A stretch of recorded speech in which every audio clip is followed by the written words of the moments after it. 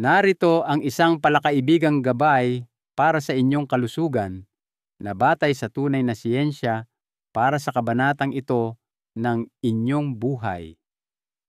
Mag-usap tayo bilang magkaibigang lalaki tungkol sa isang bagay na madalas ay isinasantabi at ikinahihiya, ngunit napakahalaga para sa inyong kapakanan. Paano kung sabihin ko sa inyo na ang isang pribado at personal na gawain, isang bagay na maraming lalaki ang nag-aalangan o nahihiyang pag-usapan, ay maaaring maging isang mabisang paraan para protektahan hindi lang ang inyong prostate, kundi ang inyong pangkalahatang kalusugang sexual habang kayo ay tumatanda. Ang tinutukoy ko ay mga tunay at pisikal na benepisyo sa inyong katawan, partikular na sa inyong ari. At hindi ito isang katang-isip mula sa internet o tsismis sa locker room. Ito ay nakabase sa biyolohiya at suportado ng matibay na siyensya, at ito ay isang bagay na hindi dapat palampasin ng sinumang lalaki na higit sa 60 taong gulang. Ang katotohanan, ang kapalit ng hindi pagkilos ng simpleng pagpapaubaya sa pagtakbo ng edad ay mas malaki kaysa sa inyong inaakala. Hayaan ninyong ipakilala ko ang aking sarili. Ako po si Dr. Jose Reyes, isang doktor na dalubhasa sa pag-aalaga ng mga nakatatanda geriatric care. Sa loob ng mahigit 30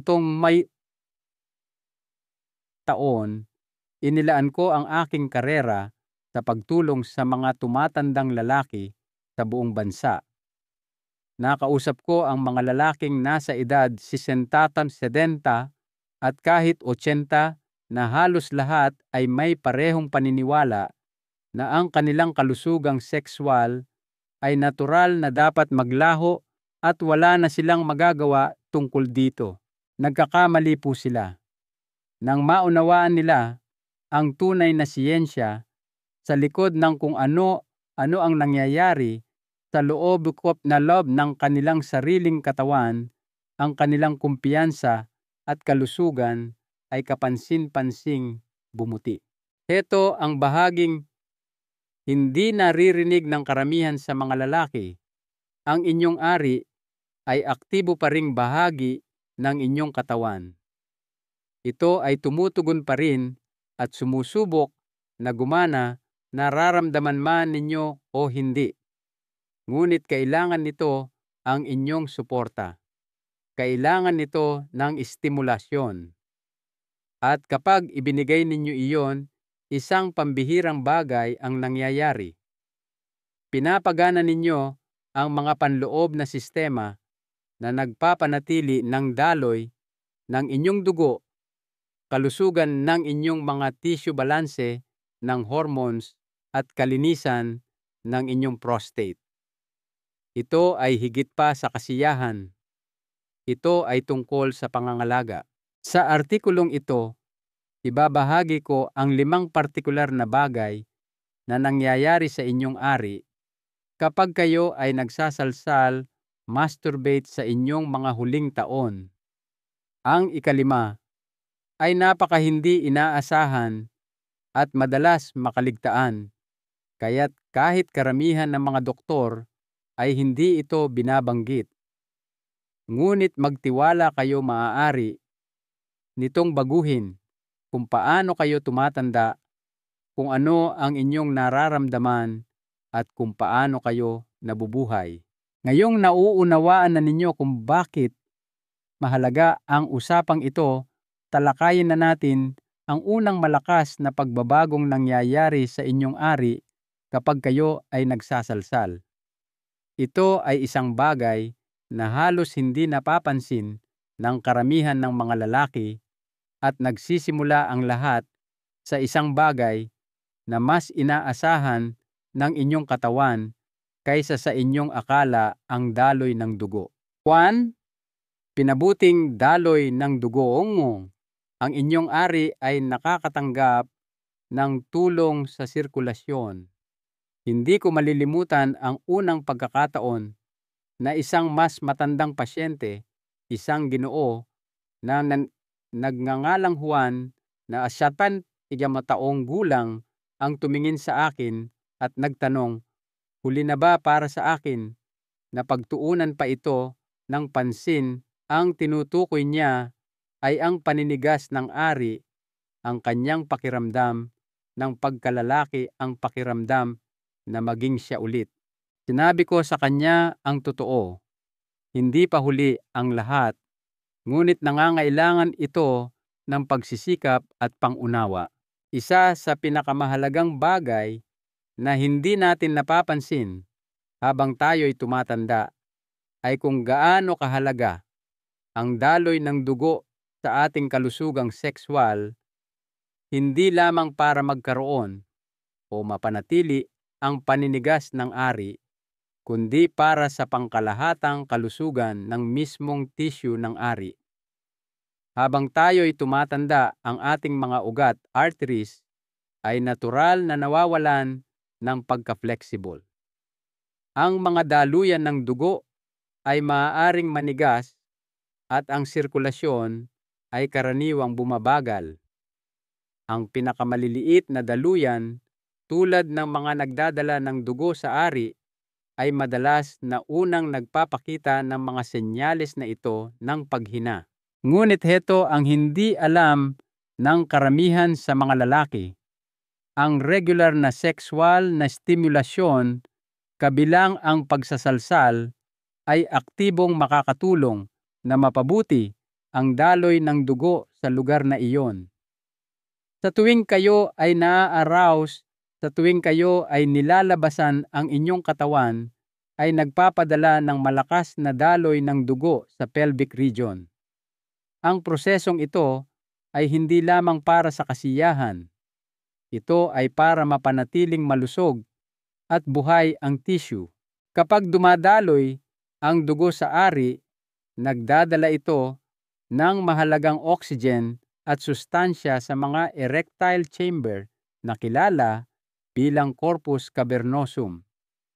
Ito ay fundamental na biyolohiya sa pagkilos. Kung wala ang regular na daloy ng sirkulasyong iyon, ang mga tissue na iyon ay maaaring magsimulang masira sa paglipas ng panahon. Maaari itong manghina, atrophy, at ang ari ay maaaring lumiit. Ngunit kapag nanatili kayong sexual na aktibo, kahit sa inyong sarili lamang, pinapanatili ninyo ang buong sistema na nasa maayos na kondisyon.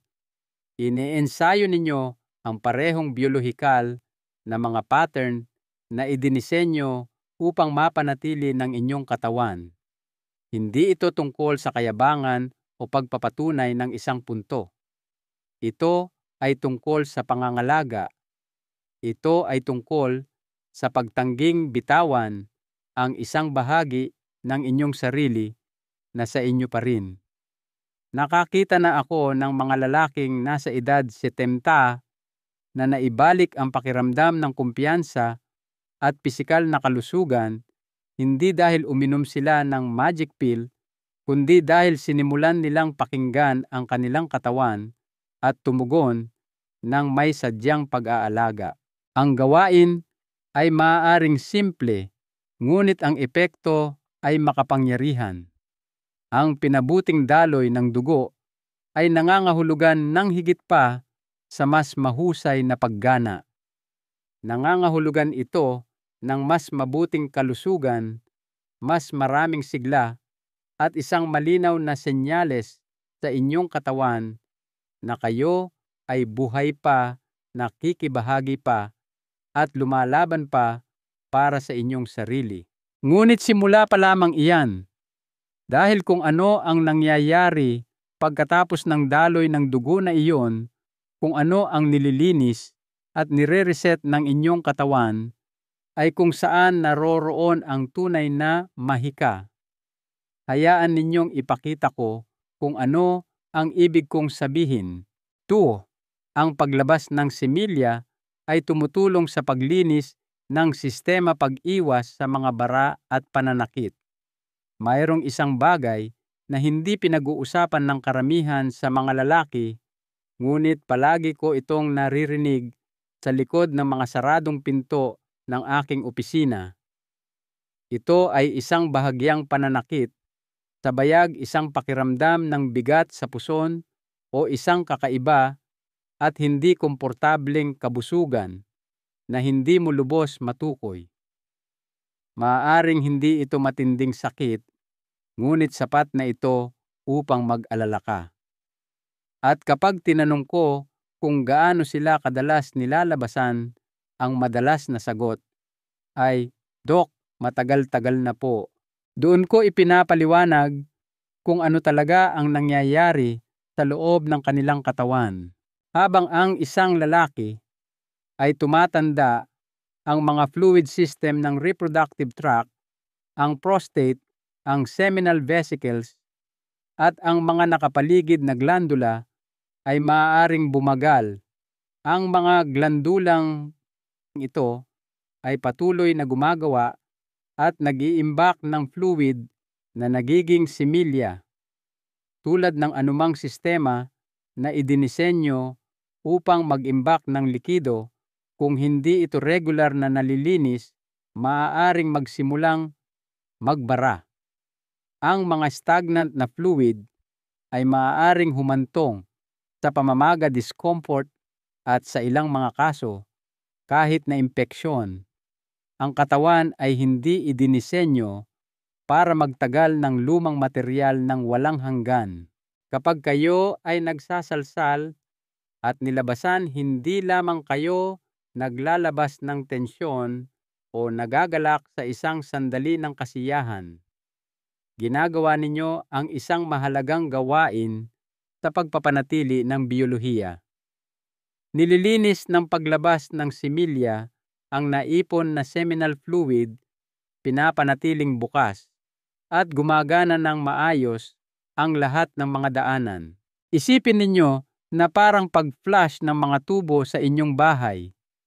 Kung hindi ninyo padadaluyin ang tubig sa sistema ng matagal, namumuo ang presyon na iipon ang dumi, at sa huli, ang buong sistema ay maaaring magbara o masira.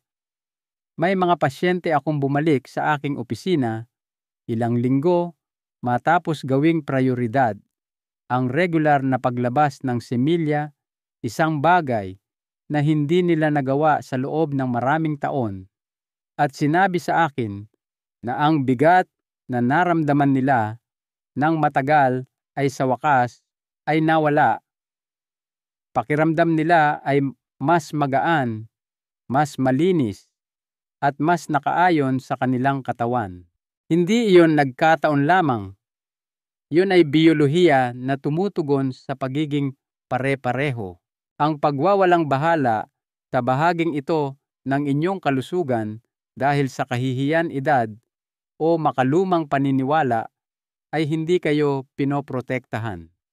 Sa katunayan, inilalagay kayo nito sa panganib para sa discomfort at mga potensyal na isyung medikal tulad ng chronic prostatitis o paglala ng mga sintomas ng lumalaking prostate. Ang regular na paglabas ng similya kahit sa pamamagitan ng solong aktibidad ay isang simple at epektibong paraan upang makatulong na mabawasan ang inyong panganib. Kaya, hindi kayo masyadong matanda para dito. Sa katunayan, maaaring hinihiling ito ng inyong katawan sa banayad, tahimik, ngunit mapilit na paraan. Ngunit habang ang paglabas na ito ay tumutulong na linisin ang sistema, may iba pang nangyayari sa likuran, isang bagay na mas malalim, mas hormonal, at direktang nakaugnay sa kung paano kayo nag-iisip, nararamdaman, at maging sa paggaling. At ang pagbabagong iyon ay nagsisimula sa utak. 3. Balanse sa hormones. Isang natural na tulong sa testosterone at endorphins. Isa sa mga hindi napapansing aspeto ng pagtanda sa mga lalaki ay hindi kung ano ang nangyayari sa katawan, kundi kung ano ang nangyayari sa isipan. Napakarami ko nang nakausap na lalaki na hindi nagrereklamo ng sakit o dysfunction, kundi ng isang bagay na mas mahirap ilarawan. Hindi ko naramdam ang sarili ko, sabi nila. Pakiramdam ko'y blanko, walang koneksyon, parang may kulang. Kadalasan ang kanilang inilalarawan ay isang pagbabago sa kanilang mga hormones, isang tahimik, unti-unting pagbabago na nakakaapekto sa kanilang mood, enerhiya at maging sa kanilang pagkakakilanlan. Ang hindi alam ng karamihan ay ang sexual na aktibidad kahit na mag-isa ay may malalim na epekto sa antas ng inyong hormone. Ang pagsasalsal ay hindi lamang tungkol sa paglabas. Ito ay isang pag-reset. Kapag kayo ay regular na nakikibahagi sa sexual na stimulasyon at nilalabasan ang inyong utak, ay nagpapasimula ng isang hormonal cascade na nakikinabang sa inyong buong pagkatao. Ang antas ng testosterone ay nakakakuha ng pansamantala at natural na pagtaas. Ang dopamine, ang feel-good neurotransmitter, ay bumabaha sa mga reward center ng inyong utak. Ang oxytocin, na kung minsan ay tinatawag na bonding hormone, ay tumataas na tumutulong sa inyong makaramdam ng mas kalmado, mas konektado at mas panatag. At nariyan din ang mga endorphins, ang sariling natural na painkiller at mood elevator ng inyong katawan. Hindi lamang ito mga kaaya-ayang epekto. Ito ay isang pangunahing bahagi ng sistema ng inyong biyolohiya para sa pag-regulate ng emosyonal na kalusugan, pamamahala sa inyong stress response at maging sa pagtataguyod ng pisikal na paggaling.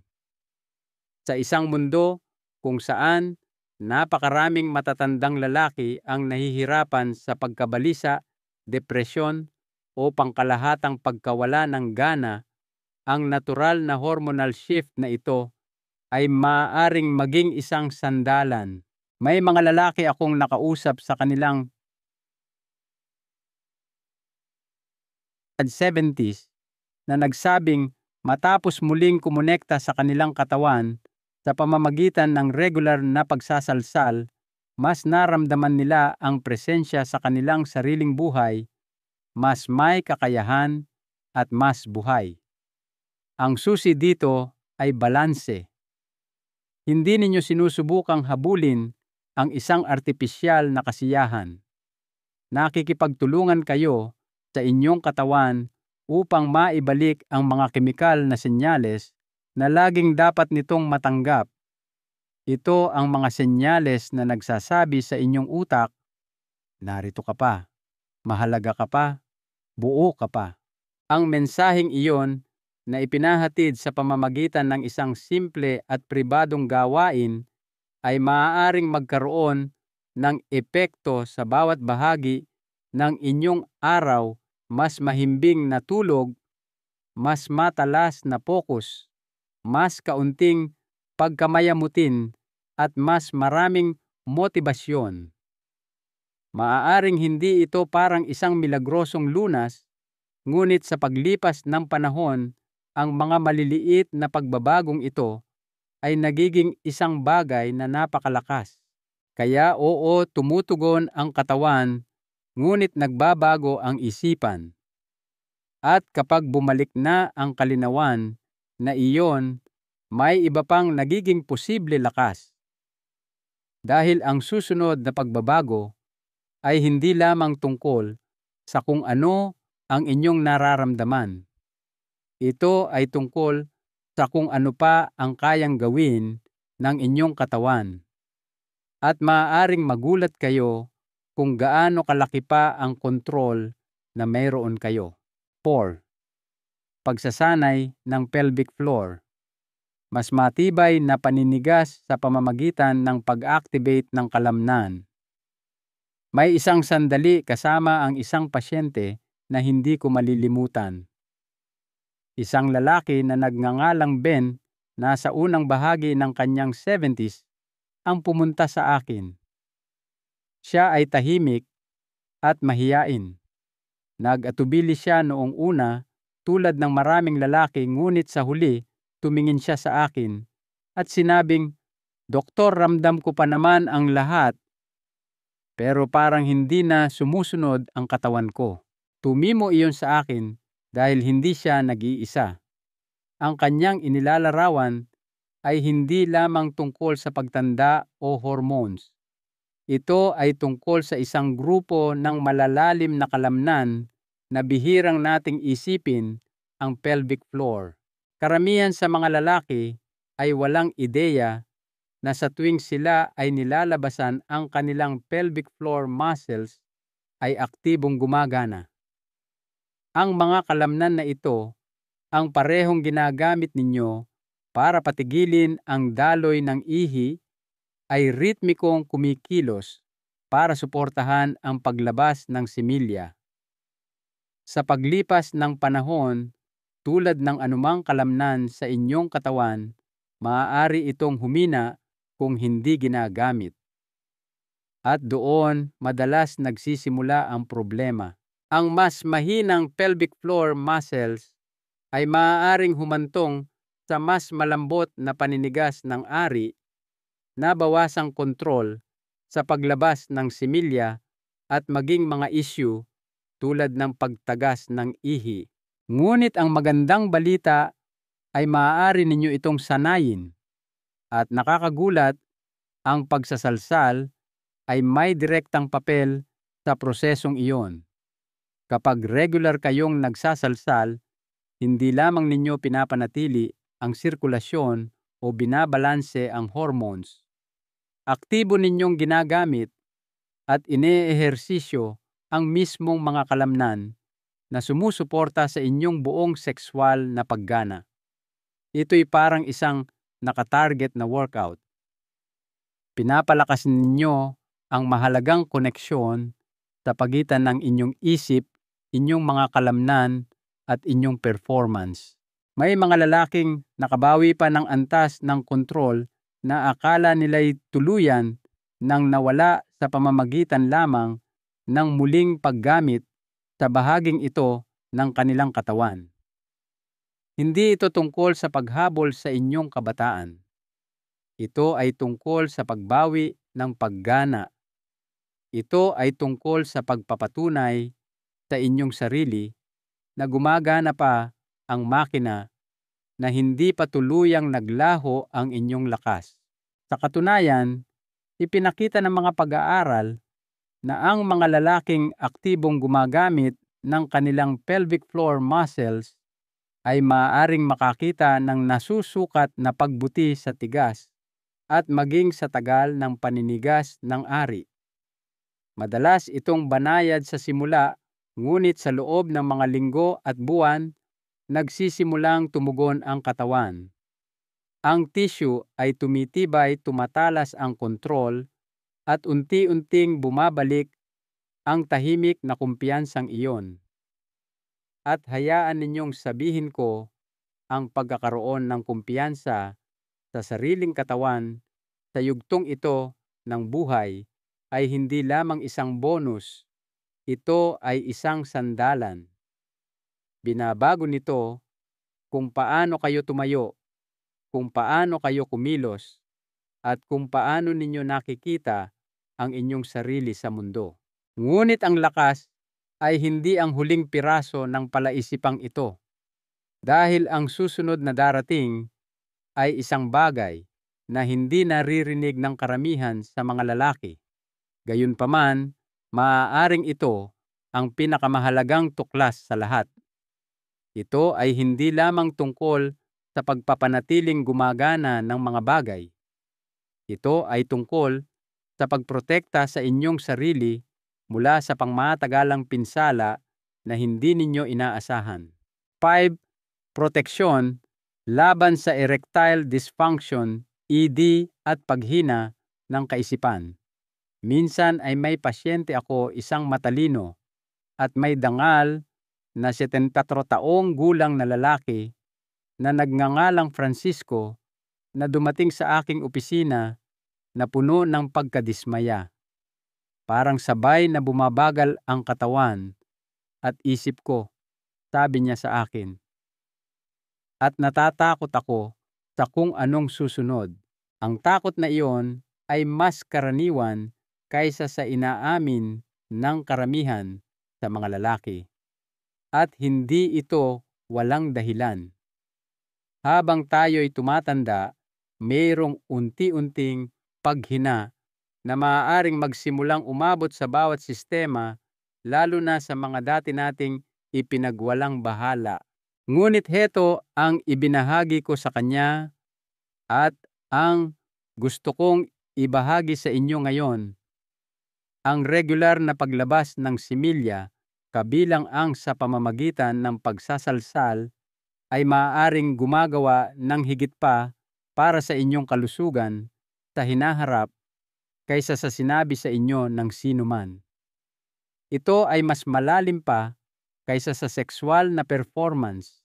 Ang regular na paglabas ng similya ay nag-uudyok sa paglabas ng nitric oxide, isang natural na compound na nagtataguyod ng pagka-flexible ng daluyan ng dugo at tumutulong na mapanatili ang matibay at tumutugon na paninigas ng ari. Ngunit higit pa riyan, nakakatulong itong bawasan ang pag-ipon ng mga inflammatory marker sa inyong sistema. Ito ang parehong mga marker na naiugnay hindi lamang sa erectile dysfunction, kundi pati na rin sa mga sakit ng utak, kabilang ang ilang uri ng paghina ng kaisipan, cognitive decline. Tama po, ang nangyayari sa ibaba ay direktang nakakaapekto sa nangyayari dito sa itaas. Lumalabas na ang sexual na aktibidad kahit na ginagawa ng mag-isa ay nagpapagana sa mga rehiyon ng utak na nauugnay sa memorya, focus at emosyonal na balanse.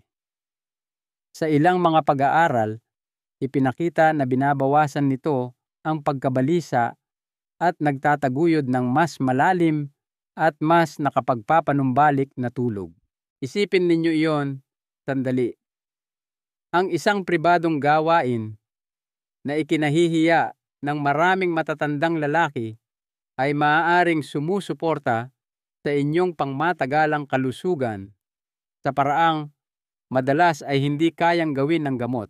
At huwag nating kalimutan ang mabigat na emosyonal na pasanin ng ED, ang paraan kung paano nito unti-unting sinisira ang kumpiyansa, pagiging malapit at koneksyon ng isang lalaki sa kanyang kapareha.